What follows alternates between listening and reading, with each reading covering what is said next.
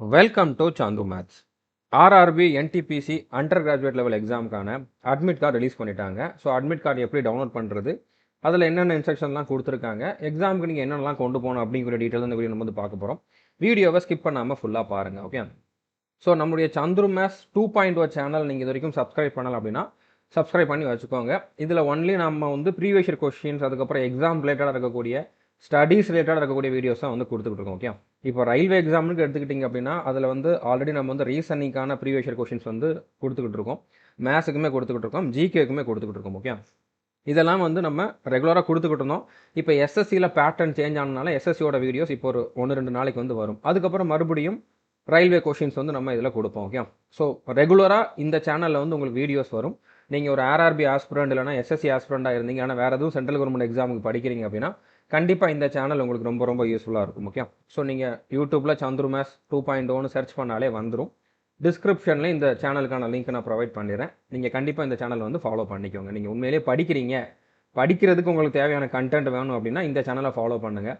இல்லை வெறுமனே அப்டேட் மட்டும் போதும் அப்படின்னா நீங்கள் இப்போ பார்த்துக்கிட்டு இருக்கக்கூடிய நம்மளுடைய சந்துரு மேத்ஸ் மெயின் சேனலை மட்டும் ஃபாலோ பண்ணால் போதுமானது. ஓகே. இப்போ இந்த அண்டர் கிராஜுவேட் லெவல் எக்ஸாம் வந்து பார்த்தீங்கன்னா ஆகஸ்ட் 7ஆம் தேதி ஸ்டார்ட் ஆகி செப்டம்பர் 9ஆம் தேதி வரைக்கும் நடக்க போகுது. இப்போ இதில் வந்து எக்ஸாம் சிட்டி நீங்கள் செக் பண்ணுறதுக்கு ட்ரை பண்ணியிருந்தீங்க அப்படின்னா நிறைய பேருக்கு வந்து பார்த்தீங்கன்னா எக்ஸாம் சிட்டி நாட் லிவ் அப்படிங்கிற மாதிரி வந்திருக்கும், நாட் லைவ் அப்படிங்கிற மாதிரி வந்திருக்கும். ஓகே. நாட் லைவ்னு ஏன் வருது அப்படின்னா 10 நாளைக்கு முன்னால் இருக்கிற எக்ஸாம் சிட்டி மட்டும்தான் இப்போதைக்கு ஓப்பன் ஆயிருக்கும். அதாவது இப்போ இன்னைக்கு டேட்ல இருந்து பார்த்தீங்கன்னா இப்போ இன்னைக்கு வந்து பார்த்தீங்கன்னா 4 ஆகஸ்ட். ஓகே. இதுலேருந்து 10 நாளைக்கு அப்புறம் பார்த்தீங்கன்னா 14 ஆகஸ்ட். ஸோ 7 ஆகஸ்ட்லேருந்து 14 ஆகஸ்ட் வரைக்கும் யாருக்கெல்லாம் எக்ஸாம் இருக்குதோ அவங்களுக்கு மட்டும்தான் இப்போதைக்கு வந்து சிட்டி என்ன அப்படிங்கிறது வந்து ஓப்பன் ஆகும். அது மட்டும் இல்லாமல் இன்றைக்கி தான் வந்து பார்த்தீங்கன்னா 7th ஆகஸ்ட், அதாவது ஃபஸ்ட்டு டே யாருக்கெல்லாம் எக்ஸாம் இருக்குதோ அவங்களுக்கான அட்மிட் கார்டு வந்து ஓப்பன் ஆகிருக்கு. அட்மிட் கார்டு நார்மலாக 4 நாளைக்கு முன்னால் தான் ஓப்பன் ஆகும். ஓகே. இப்போ உங்களுக்கு வந்து நாட் லைவ் அப்படிங்கிற மாதிரி வருது அப்படின்னா, நாட் லைவ் அப்படிங்கிற மாதிரி வருதுன்னா அதுக்கு என்ன அர்த்தம் அப்படின்னா உங்களுக்கு 14ஆம் தேதி வரைக்கும் எக்ஸாம் இல்லை, அதுக்கப்புறம் தான் எக்ஸாம் இருக்க போகுது அப்படிங்கிற மாதிரி அர்த்தம். நீங்கள் அப்போ என்ன பண்ணணும், டெய்லி ஒவ்வொரு வாட்டியும் வந்து செக் பண்ணி பார்க்கணும். ஓகே. இப்போ 9 ஆகஸ்ட்டுக்கு 4 நாளைக்கு முன்னால் வரைக்கும் உங்களுக்கு வர்றதுக்கு வாய்ப்பு இருக்குது. சாரி, 10 நாளைக்கு முன்னால் வரைக்கும் உங்களுக்கு சிட்டி வந்து வர்றதுக்கு வாய்ப்பு இருக்குது. அதுக்கு 4 நாளைக்கு முன்னால் தான் வந்து அட்மிட் கார்டு வரும். ஓகே. ஸோ அதனால் நீங்கள் வந்து டெய்லி ரெகுலராக செக் பண்ணுங்கள். நாட் லைவ்னு வருது, ஸோ அப்போ என்னோட அப்ளிகேஷன் ரிஜெக்ட் பண்ணிட்டாங்களா அப்படிங்கிற மாதிரி நீங்கள் வந்து யோசிக்க வேண்டாம். ஓகே. நான் திரும்பவும் கிளியராக சொல்லிடுறேன். என்னைக்கு எக்ஸாமோ அதுக்கு 10 நாளைக்கு முன்னால் வரைக்கும் தான் வந்து எக்ஸாம் சிட்டி டேட் வந்து ஓப்பன் ஆகும். என்னைக்கு எக்ஸாம் அதுக்கு 4 நாளைக்கு முன்னால் தான் உங்களுக்கான அட்மிட் கார்டு ஓப்பன் ஆகும். ஓகே. ஸோ அதனால் நீங்கள் ரெகுலராக இந்த வெப்சைட்டில் செக் பண்ணிக்கோங்க. இப்போ எப்படி டவுன்லோட் பண்ணலாம் அப்படிங்கிறத பார்க்கலாம். எப்படி உங்களோட சிட்டி என்ன அப்படிங்கிற நீங்கள் எப்படி செக் பண்ணலாம், அட்மிட் கார்டு எப்படி டவுன்லோட் பண்ணலாம் அப்படிங்கிறத பார்க்கலாம். நான் டிஸ்கிரிப்ஷனில் இந்த லிங்க் கொடுத்துருக்கேன். நம்மளுடைய சந்துரு மேத்ஸ் அஃபிஷியல் டெலகிராம் சேனல்லையுமே இந்த லிங்க் கொடுத்துருக்கேன். டெலகிராம் சேனலில் ஜாயின் பண்ணல அப்படின்னா ஜாயின் பண்ணிக்கோங்க. முக்கியமான அப்டேட்ஸ் எல்லாமே இதில் தான் நான் வந்து ப்ரொவைட் பண்ணுவேன். ஓகே. ஸோ அதில் வந்து பார்த்தீங்கன்னா உங்களுக்கு அட்மிட் கார்டு டவுன்லோட் பண்ணுற லிங்க் கொடுத்துருப்பேன். இந்த லிங்கை கிளிக் பண்ணிங்க அப்படின்னா இந்த மாதிரி ஒரு பேஜ் ஓப்பன் ஆகும். இதில் உங்களோட ரிஜிஸ்ட்ரேஷன் நம்பர், அடுத்ததாக டேட் ஆஃப் பர்த்தை கொடுத்துட்டு கேப்சா கோடை என்ட்ரு பண்ணிவிட்டு நீங்கள் லாகின் பண்ணுற மாதிரி இருக்கும்.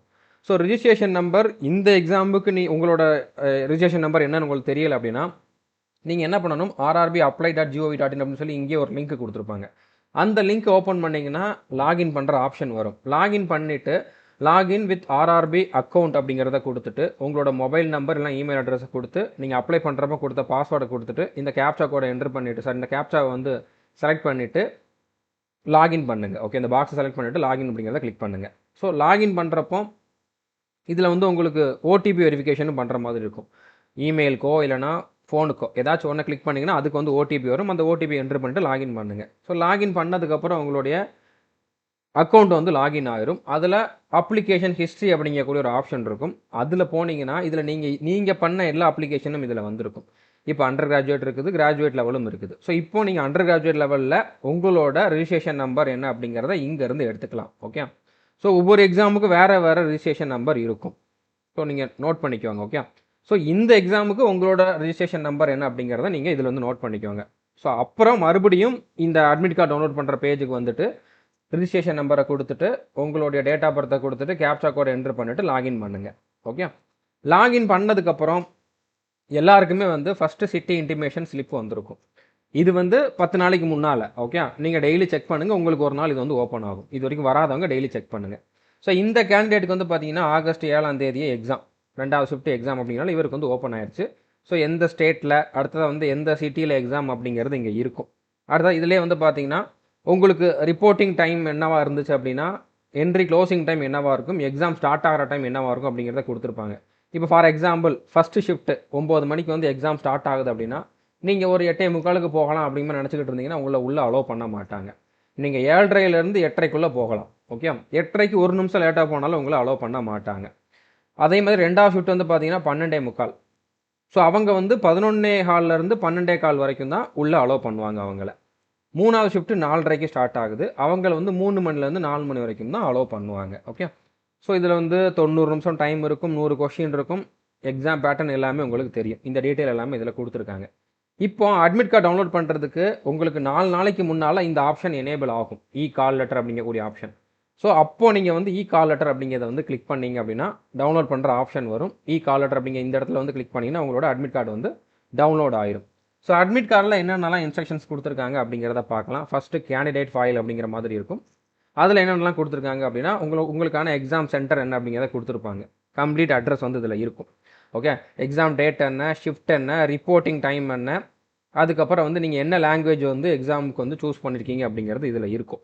ஓகே, ஸோ ரிப்போர்ட்டிங் டைம் இங்கே கொடுத்துருக்காங்க. பட் எக்ஸாம் உங்களுக்கு எப்போ ஸ்டார்ட் ஆகும், இந்த ஷிஃப்ட்டை வச்சு நீங்கள் கண்டுபிடிச்சிக்கலாம். ஓகே, இப்போ ஷிஃப்ட் 2ன்னு கொடுத்துருக்காங்க.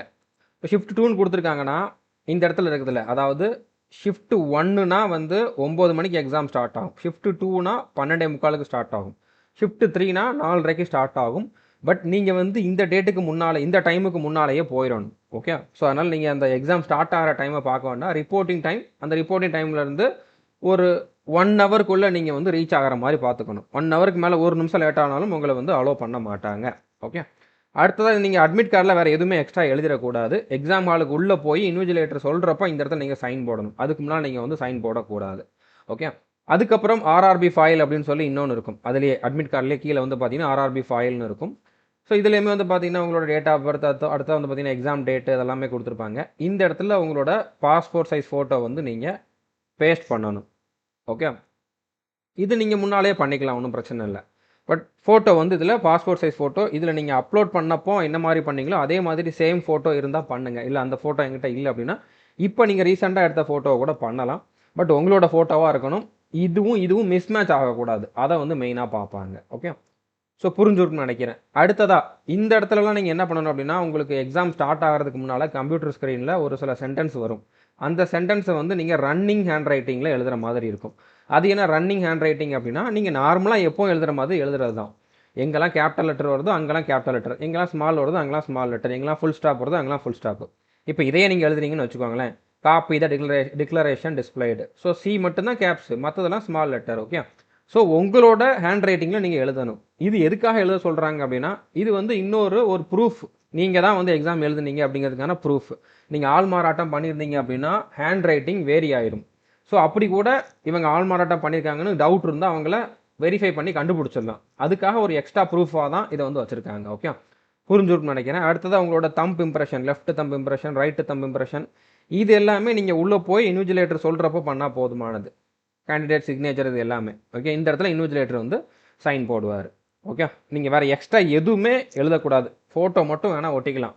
மற்ற எதுவுமே நீங்கள் வந்து அட்மிட் கார்டில் பண்ணக்கூடாது. ஸோ அட்மிட் கார்டை நீங்கள் பிரிண்ட் அவுட் எடுத்து வச்சுக்கோங்க. பிரிண்ட் அவுட் வந்து பிளாக் அண்ட் ஒயிட் எடுத்தாலும் பிரச்சனை இல்லை, கலர் பிரிண்ட் அவுட் எடுத்தாலும் பிரச்சனை இல்லை. அது வந்து உங்களோட விருப்பம் தான். ஓகே, பட் கண்டிப்பாக பிரிண்ட் அவுட் எடுத்து வச்சுக்கோங்க. ஸோ இப்போ நான் ஆல்ரெடி சொன்னது தான், உங்களுக்கு எக்ஸாம் டேட் என்னவோ அதுக்கு 4 நாளைக்கு முன்னால் தான் அட்மிட் கார்டு வந்து நீங்கள் டவுன்லோட் பண்ண முடியும்.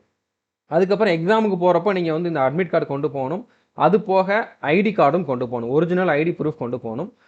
ஒரு ஐடி ப்ரூஃப் இருக்கணும். அது போக ஆதார் கார்டும் இருக்கணும். ஆதார் கார்டும் இருக்கணும். அது போக இன்னொரு ஐடி ப்ரூஃப், அதாவது பேன் கார்டு இருக்கலாம், ஓட்டர் ஐடி, டிரைவிங் லைசன்ஸ், அந்த மாதிரி இன்னொரு ஐடி ப்ரூஃபும் இருக்கணும். ஸோ 2 ஐடி ப்ரூஃப் கண்டிப்பாக கொண்டு போகணும். அதில் 1 ஆதார் கார்டு கண்டிப்பாக இருக்கணும். ஆதார் தவிர்த்து இன்னொரு ஐடி ப்ரூஃப் வந்து இருக்கணும். ஓகே, புரிஞ்சுருக்குன்னு நினைக்கிறேன். ஸோ நீங்கள் வந்து எக்ஸாமுக்கு என்னெல்லாம் கொண்டு போகணும் அப்படின்னா, அட்மிட் கார்டு கண்டிப்பாக கொண்டு போயிருங்க. அதுக்கப்புறம் ஆல்ரெடி ஒரு ஃபோட்டோ ஒட்டியிருப்பீங்க, அது போக இன்னொரு ஃபோட்டோவும் கொண்டு போயிருங்க. ஓகே, 1 பாஸ்போர்ட் சைஸ் ஃபோட்டோ வந்து கொண்டு போயிருங்க.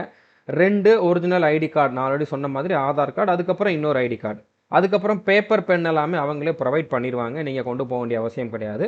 அந்த பேப்பரில் ரஃப் ஷீட்டில் ஒரு கார்னரில் உங்களோட நேம், ரோல் நம்பர் நீங்கள் எழுதிக்கணும். ஓகே, ஸோ எக்ஸாம் முடிஞ்சதுக்கப்புறம் பேப்பரையும் பெண்ணையும் அவங்ககிட்ட நீங்கள் வந்து திருப்பி கொடுத்துட்டு வர்ற மாதிரி இருக்கும். ட்ரெஸ் கோட் பற்றி இதில் பெரிய ரெஸ்ட்ரிக்ஷன்லாம் கிடையாது. பட் ஷூ போட்டு போனாலும் அலோவ் பண்ண மாட்டாங்க. நார்மல் ஸ்லிப்பர்ஸ் வந்து போட்டு போங்க. அதுக்கப்புறம் ஜீன்ஸ் பேண்ட்டு, டிஷர்ட் அந்த மாதிரி போட்டு போகலாம். கேர்ள்ஸ் வந்து சுடிதார் அந்த மாதிரி போட்டு போகலாம். பட் ஜுவல்ஸை வந்து அவாய்ட் பண்ணிடுங்க. தாலி இருந்துச்சுன்னா ஓகே, அது தவிர்த்து மற்ற ஜுவல்ஸ் வந்து அவாய்ட் பண்ணிடுங்க. இப்போ எல்லாம் திருவிழா காலம் அப்படிங்கிறனால ஒரு சிலர் காப்பு கட்டியிருப்பீங்க, மாலை போட்டிருப்பீங்க. அவங்கெல்லாம் என்ன பண்ணுங்க, அட்லீஸ்ட் உங்களோட ரிப்போர்ட்டிங் டைம் என்ன கொடுத்துருக்காங்களோ அதுக்கு இன்னும் ஒரு அரை மணி நேரத்துக்கு 1 மணி நேரத்துக்கு முன்னாலேயே போயிருங்க எக்ஸாம் சென்டருக்கு. போயிட்டு இந்த மாதிரி நான் வந்து காப்பு கட்டியிருக்கேன், இதை வந்து என்னால் கலட்ட முடியாது, இல்லைன்னா மாலை போட்டிருக்கேன், இதை வந்து என்னால் கலட்ட முடியாது அப்படிங்கிற மாதிரி நீங்கள் இன்ஃபார்ம் பண்ணீங்க அப்படின்னா கண்டிப்பாக உங்களை செக் பண்ணிவிட்டு தனியாக உங்களுக்கு மட்டும் ஃப்ரிஸ்கிங் பண்ணிவிட்டு உங்களை அலோவ் பண்ணுவாங்க. ஓகே, ஸோ அந்த மாதிரி இருக்கிறவங்க நீங்கள் வந்து முன்னாலேயே போய் ரிப்போர்ட் பண்ணணும். ஸோ புரிஞ்சுருக்குன்னு நினைக்கிறேன். இப்போ நீங்கள் எந்த லாங்குவேஜில் எக்ஸாம் எழுத போகிறீங்க அப்படிங்கிறது இதில் இருக்கும். எக்ஸாம் லாங்குவேஜ் அப்படிங்கிறது நீங்கள் அப்ளை பண்ணப்போ சூஸ் பண்ண இந்த லாங்குவேஜ் தான். ஸோ உங்களுக்கு இந்த லாங்குவேஜ் ப்ளஸ் இங்கிலீஷ் லாங்குவேஜ், இந்த 2 லாங்குவேஜ்லையுமே வந்து அங்கே கொஷின்ஸ் வந்து ஷோ ஆகும். நீங்கள் இந்த 2 லாங்குவேஜையும் மாற்றி மாற்றி பார்த்துக்கலாம். நீங்கள் இங்கிலீஷ் மட்டும்தான் கொடுத்துட்டீங்கன்னா உங்களுக்கு இங்கிலீஷ் மட்டும்தான் ஷோ ஆகும், தமிழ் வராது. தமிழ் கொடுத்துட்டீங்கன்னா தமிழ் இங்கிலீஷ் ரெண்டுமே வந்து ஷோ ஆகும். ஓகே, ஸோ புரிஞ்சுக்கணும்னு நினைக்கிறேன். நெகட்டிவ் மார்க் வந்து 1/3 வந்து இருக்கும். இதெல்லாமே உங்களுக்கு தெரியும்.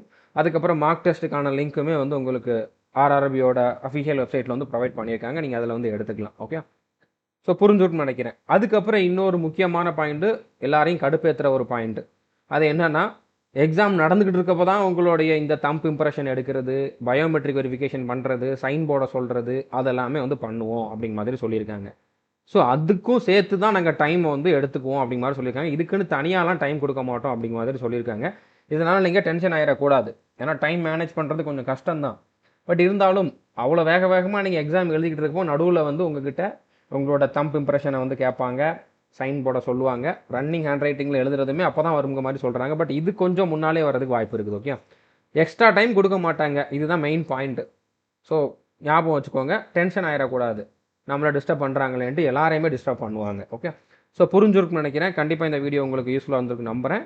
கண்டிப்பாக எல்லாருமே நல்லா தான் ப்ரிப்பேர் பண்ணியிருப்பீங்க. எல்லாருமே வந்து நல்லா ப்ராக்டிஸ் பண்ணிட்டு போங்க. இன்னும் டைம் இருக்கிறவங்க வந்து முடிஞ்ச அளவு டெய்லி ஒரு மார்க் டெஸ்ட் இல்லைனா 2 மார்க் டெஸ்ட்டாவது ஃபுல்லாக போட்டு பார்த்துட்டு தெளிவாக அனலைஸ் பண்ணிவிட்டு உங்களுடைய பாசிட்டிவ் நெகட்டிவ் என்னென்ன அப்படிங்கிற தெரிஞ்சுக்கிட்டு நெகட்டிவ் மார்க் அவாய்ட் பண்ணுற மாதிரி டெஸ்ட்டை வந்து அட்டன் பண்ணிவிட்டு வாங்க. All the best. தேங்க்யூ.